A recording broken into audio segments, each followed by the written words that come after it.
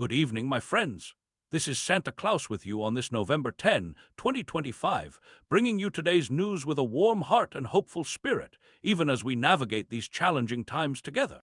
On this historic day, when we remember the founding of the United States Marine Corps 250 years ago at Tun Tavern in Philadelphia, I find myself reflecting on how service to others shapes our world. Speaking of service, let us turn our attention to the news of the day. In Washington, a glimmer of hope has emerged as the Senate took its first step toward ending the government shutdown, with a group of moderate Democrats working across the aisle to move forward. While the path ahead remains challenging, especially regarding health care subsidies that many families depend upon, I'm heartened to see cooperation beginning to blossom. Remember, my friends, even in times of disagreement, the spirit of compromise allows us to care for one another. Meanwhile, President Trump's tariff policies appear to have reached a turning point, with a surprising announcement of potential tariff dividends for Americans. His Treasury Secretary seemed caught unaware by this proposal, reminding us that even those closest to us sometimes need better communication. A lesson for us all around the holiday dinner table. Ho, ho, ho. Turning our gaze to Europe, the investigation into who sabotaged the Nord Stream pipelines is causing division among allies at a time when unity is so desperately needed. This situation threatens to splinter support for Ukraine, a nation suffering greatly under continued Russian attacks. In Pokrovsk, Ukrainian soldiers are fighting valiantly as Russia attempts to capture another vital hub in Donetsk. The city that once held 60,000 souls now shelters just 1,500 brave residents. My heart aches for all caught in this conflict, and I pray for peace to come soon.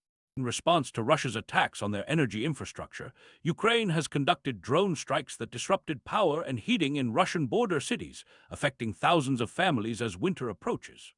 Oh, how I wish these neighbors could find warmth through reconciliation rather than causing one another to suffer in the cold. Across the seas in Belgium, concerning reports tell us that 5 drones were spotted flying over the Dole nuclear power plant.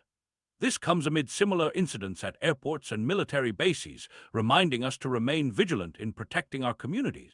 In Asia, tensions are rising between Japan and China after a Chinese diplomat made what appeared to be threatening remarks toward Japan's Prime Minister Takaichi regarding Taiwan.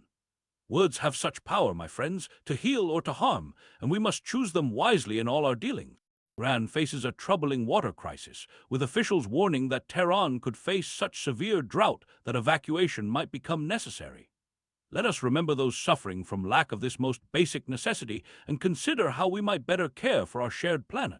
The Philippines continues to struggle with devastating weather as Typhoon Fengwang has left at least 8 people dead and displaced more than 1.4 million, even as they were still recovering from Typhoon Kalmiga's terrible toll of 224 lives lost. Please keep these resilient people in your prayers and consider how you might help those affected by such disaster. In France, former President Nicolas Sarkozy has been released from prison pending an appeal of his conviction in a campaign finance scandal.